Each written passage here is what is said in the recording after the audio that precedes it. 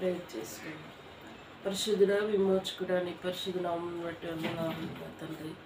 ప్రభా, రాత్రి అంతా మాకు సుఖమైన నిద్ర ఇచ్చావు. ఉదయకాలంలో నీ పాద సన్నిధికి వచ్చుటకు మమ్మల్ని బలపరుస్తున్నందుకు వందనాలు. నేను నీ వాక్యం చదువుతుండగా ప్రభా మాతో మాట్లాడి నీ స్వరం వినిపించండి, సన్నిధి ఉంచండి. యేసునామములో స్తుతించి ప్రార్థించి వేడుకుంటున్నాను తండ్రి. సామెతలు 19వ అధ్యాయం.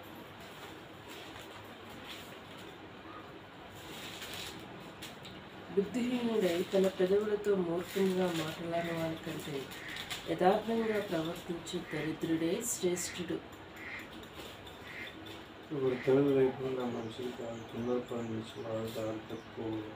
ఒకని మూర్ఖత వాని ప్రవర్తన తారుమారు చేయను, అట్టి వాని హృదయం యెహోవా మీద కోపించును. ధనం గల వానికి స్నేహితులు అధికంగా నలుగురు, దరిద్రుడు తన స్నేహితులను పోగొట్టుకోను. కూట సాక్షి శిక్షణ అందుకపోడు, అబద్ధములాడువాడు తప్పించుకోండి. అనేకులు గొప్పవారి కటాక్షం వ్యక్తులు, బాధకు అందరు స్నేహితులు. బీదవాడు తన చుట్టములందరికీ అసహాయుడు, అటు వారి స్నేహితులు మరి దూరస్తులవుతారు.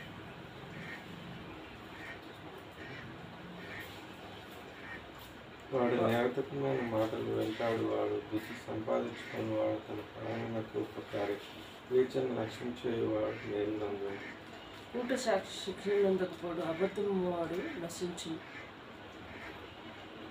రోజు నమ్మరించుట బుద్ధికి తగదు, అసలు నేరుట దాసం బుద్ధిగా తగదు.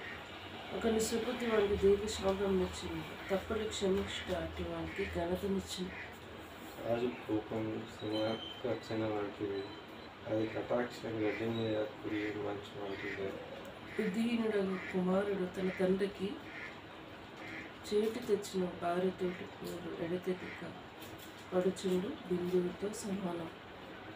గృహంలో విత్తునములు పితరులిచ్చిన స్వాస్యము, సొబుది గల భార్య యెహోవాకు తాను.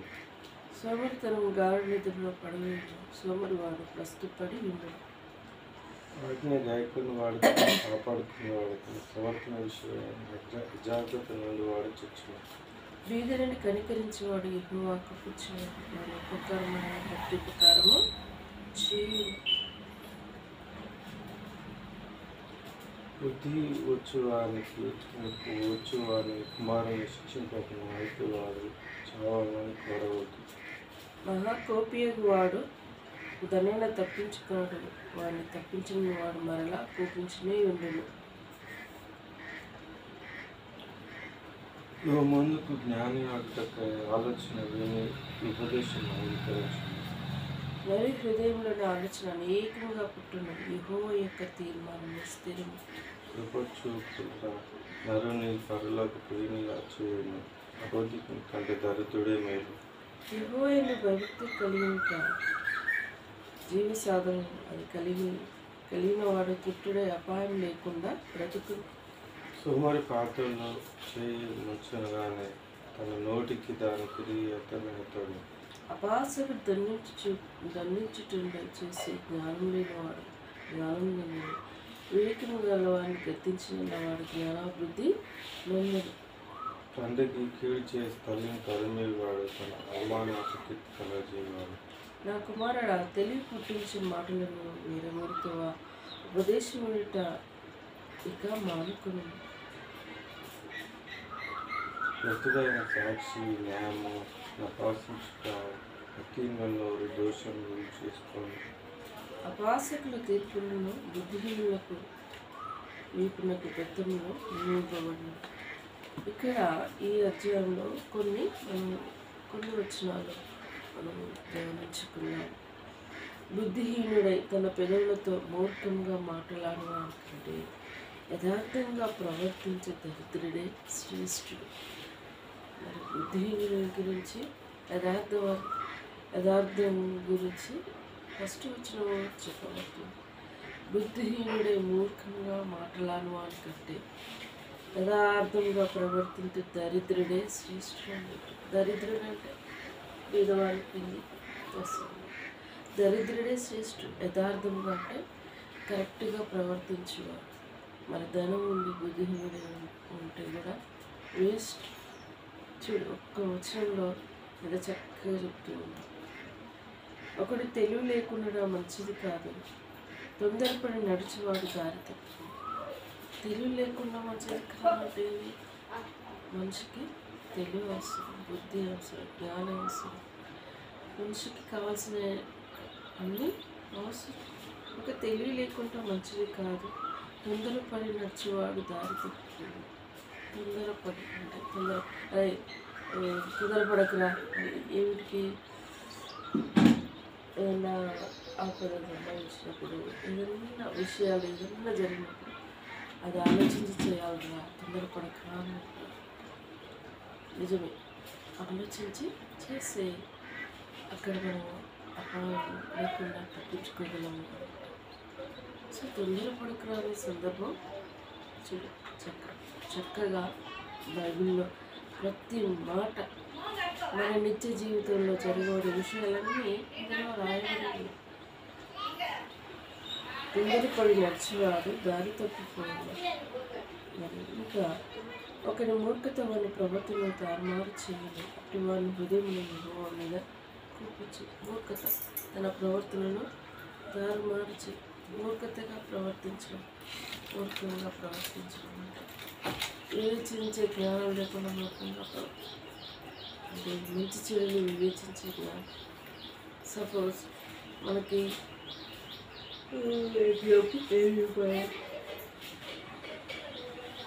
మనం దారి బట్టి పోతుంటాం, ఏం చేస్తుంటాం, రోడ్డు మీద వెళ్తున్నాం. రోడ్డు మీద వెళ్తుంటే ఎన్నో వాహనాలు వస్తాయి, స్కూటర్లు వస్తాయి, కార్లు వస్తాయి, బస్సులు వస్తాయి, సంథింగ్ అన్నీ వస్తాయి. మనం ఏం చేస్తుంటాం, రోడ్డు దాటేటప్పుడు ఇటు అటు చూసి మనం చూడకుండా ఇష్టం ఆడొస్తాను నేను ఇట్లా ఉంటాను అనుకుంటాను. యాక్సిడెంట్ అందుకోసమే ఇటు అటు చూసి మనం వెళ్తూ ఉంటాం. మరి వెహికల్స్ వస్తుంటే ఇట్లా చేయటం ఆడుతూ వాళ్ళు అక్కడ ఎంత స్పీడ్ వచ్చినామండి మనం వేసి మనం అట్లా. సో మనం ఏం సిగ్నల్ ఇవ్వకుండా వాళ్ళు అట్లే వస్తారు, నేను ఇట్లే పోతాను అనుకుంటా. వాడు నడిపెట్టాడు ఏమవుతుంది, 60 స్పీడ్లో వస్తారు, 100 స్పీడ్లో వస్తుంది. సడన్ బ్రేక్ మనం చూసి సడన్ బ్రేక్ ఒకటి వేసి గుద్దుతో వెళ్ళిపోతాం. అయ్యో గుద్ది వెళ్ళిపోయిందా, అలాంటివి జరుగుతూ ఉంటాం.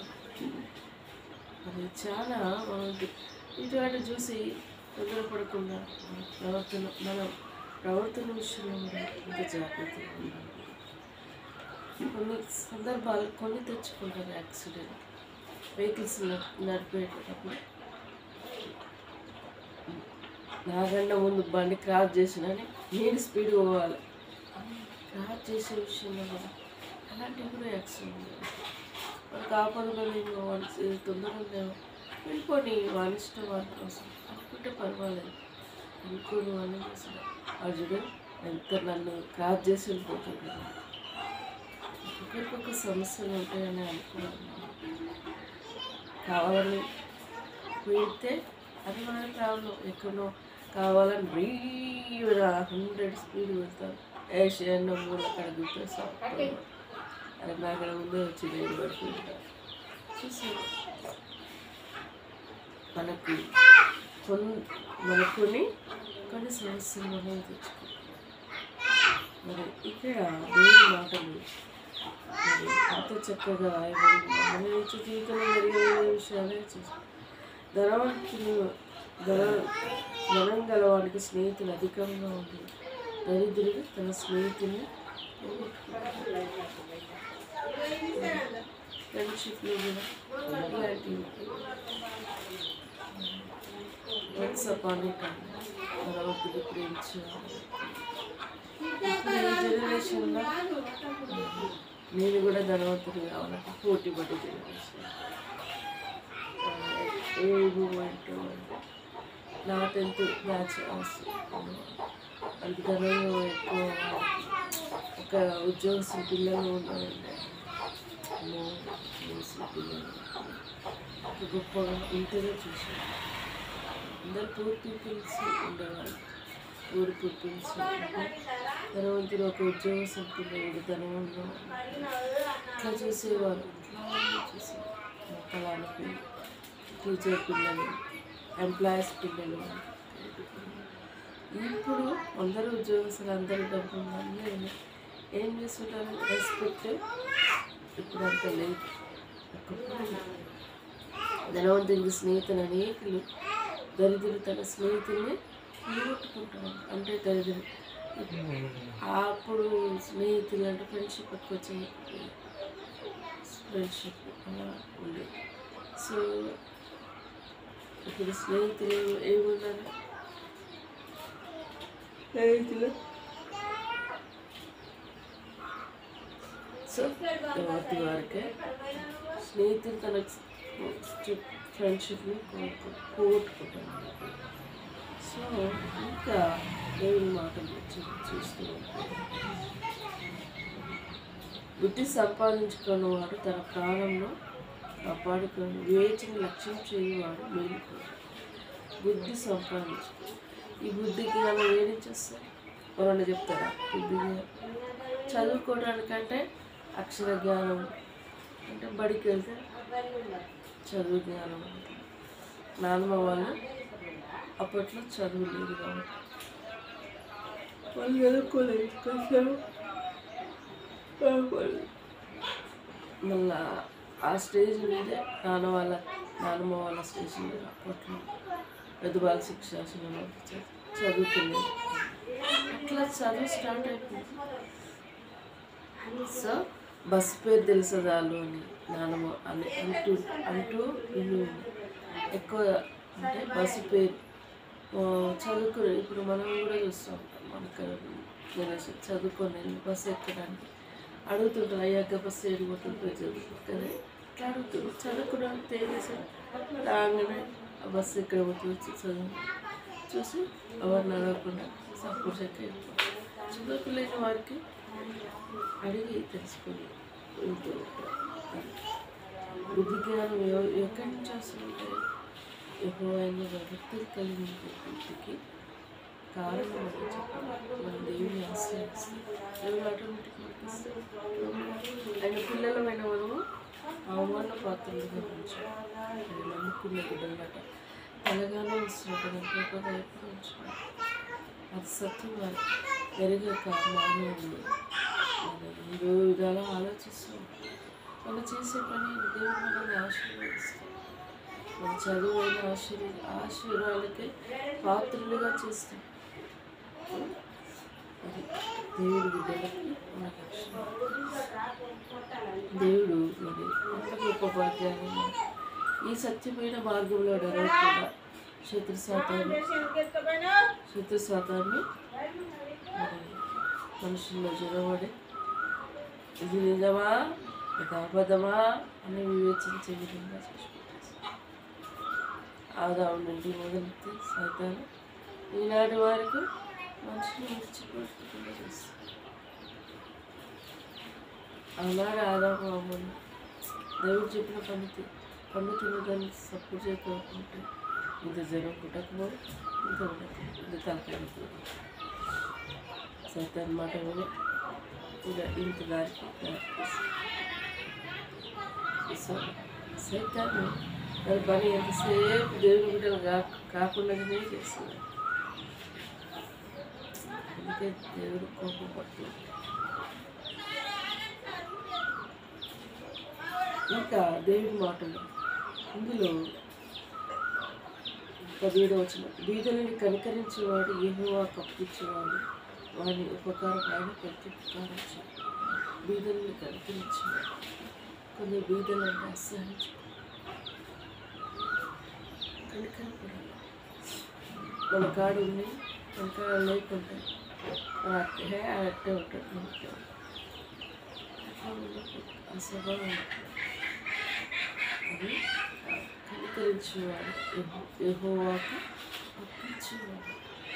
మరి యెహోవాకు అప్పించేవాడు ఏంటంటే చూసాం ఎంత గొప్ప. బీదలని ధనవంతులు చేసిన యెహోవాయే మనుషుల్ని పరీక్షిస్తూ ఉంటారు. అందుకోసం ఫస్ట్ మానవునికి ఏం లేని స్టేజ్లో వస్తాం. అప్పుడు మానవుడు ఎలా ఉన్నాడు, తర్వాత ఆశీర్వదిస్తాడు అప్పుడు ఎలా ఉన్నాడు, ఇంకా ఎక్కువ ఆశీర్వదిస్తాడు అప్పుడు ఎలా ఉన్నాడు. నేను అబ్జర్వ్ చేస్తూ ఉంటాను. మరి ఈ 3 స్టేజ్లోనే తక్కువ బీదలున్నాయి. అందుకే సామెతలో కాడిగట్టింది, నేను బీదలని దొంగిలించి మరి నీ నామానికి అవమానం తెస్తున్నాయేమో అని అంటుంది. మరి ఎక్కువయ్యి యెహోవా ఎవడని అందునేమో అని నాకు తగినట్టు ఇవ్వయ్యా చెప్పుకుంటూ తగినంత నాకు ఇది కావాలి మరి తృప్తి కలిగి ఎక్కువైతే దేవుడు ఎడవ నా కష్టార్జితం నేను సంపాదించుకున్నాను. ఆ దేవుడే అన్నాడు సంపాదించుకున్నాడు. ఇవ్వకుంటే నువ్వు బీదవాడిగా ఉండేవాడు మర్చిపోతాను నాన్న. అందుకే చెడు బతికిన వాళ్ళ సంపాదించు, బతికి చెడిపోయిన వాళ్ళ భాగ్యం చూడాలి. మన స్థితిగతులు ఎవరు చూపిస్తూ ఉంటారు. యేసుక్రీస్తు నిన్న నేడు ఏకరీతిగా మనం కూడా మారి ఉన్నప్పుడు ఒక తిరిగా లేనప్పుడు ఒక తిరిగి ఆయన యొక్క మాదిరిలో మనం ఉన్నాం. అంతేగాని మనకు మన స్థితిగతులు మనం ఎప్పుడు మర్చిపోతాం.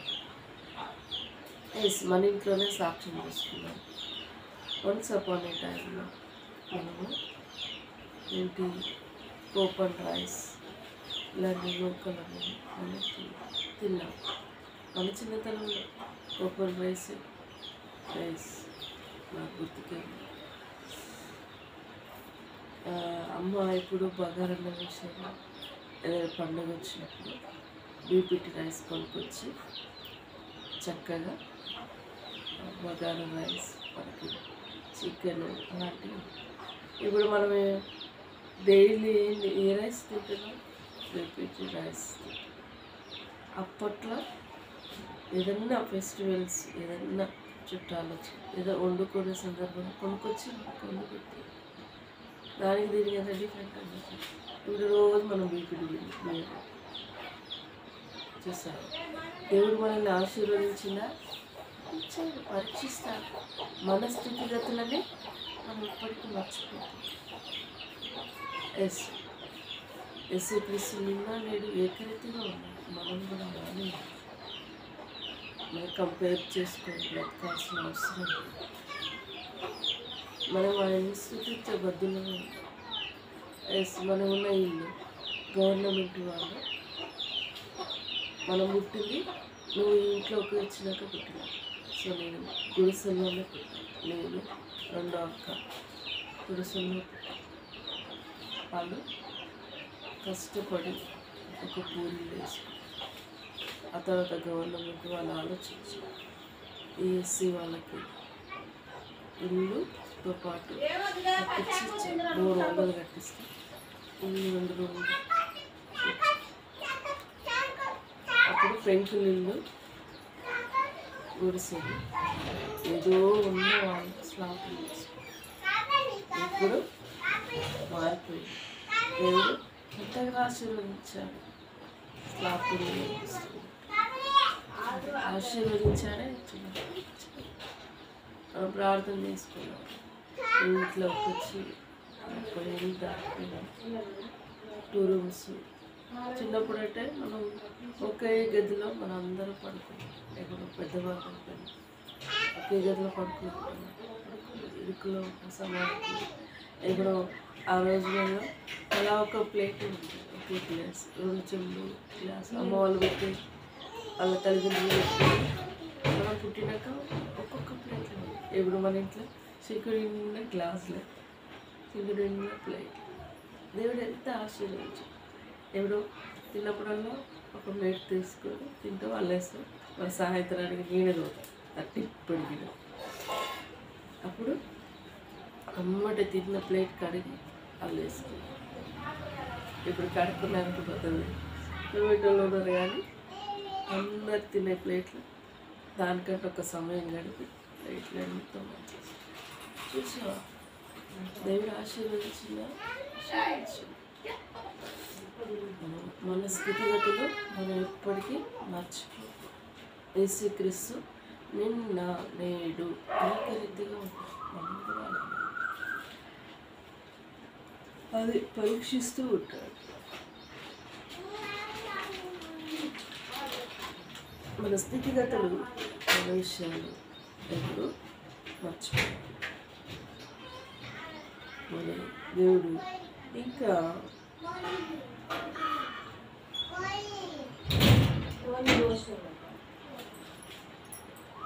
దేవుడి మాటలు పుట్టబడినవిగా ఉంటాయి.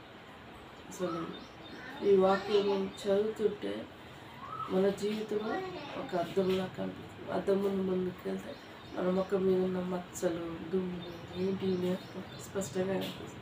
ఈ వాక్యం అనే అద్దం కిందకి వస్తే మానవుని జీవితాన్ని చూపిస్తూ వస్తుంది. సో నేను ఎలా ఉన్నా, నువ్వు ఎలా ఉన్నావు, వాక్యమే చెప్పిపోతూ పరిశుద్ధాత్మ దేవుడు మనిషికి చెప్పిస్తూ ఉంటాడు. ఓకే, జీవితాలు మారిపోతూ ఉంటాయి. జీవితాలు మారిపోయే ఈ గ్రంథాన్ని మనుషులకి మనకు దొంగనిస్తుంది.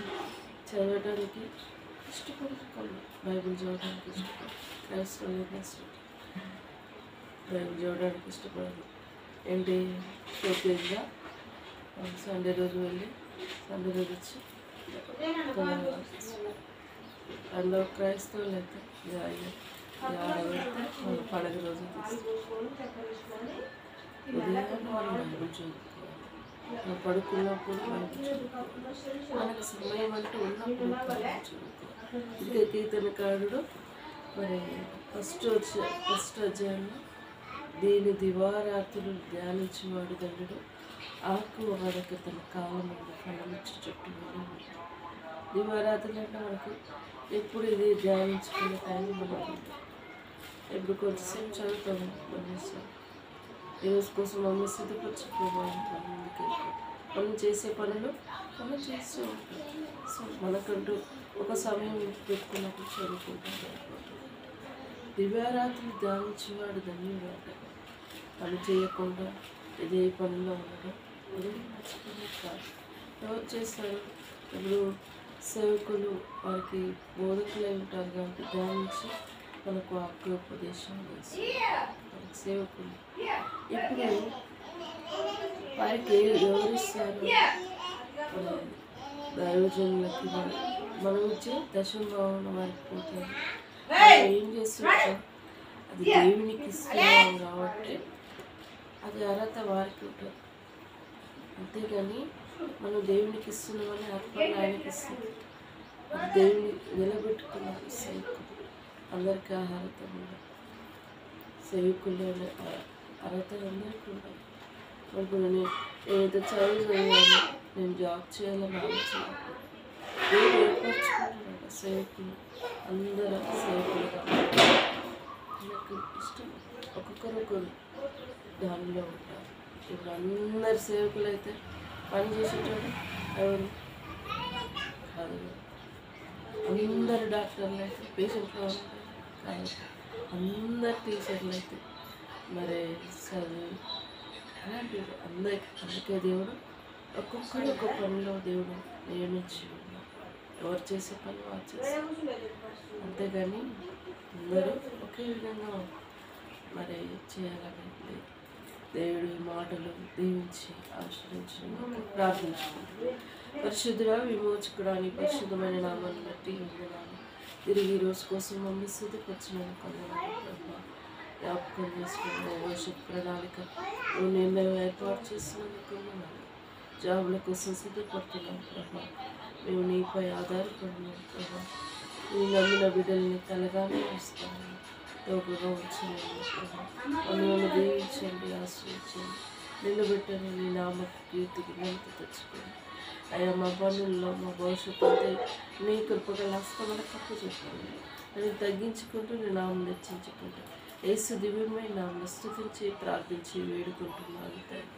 యేసు రక్తమే జయ, శిలువ రక్తమే జయ. యేసు నా సంపూర్ణ విజయం కలిగిన అపవాది క్రియలను నాశనం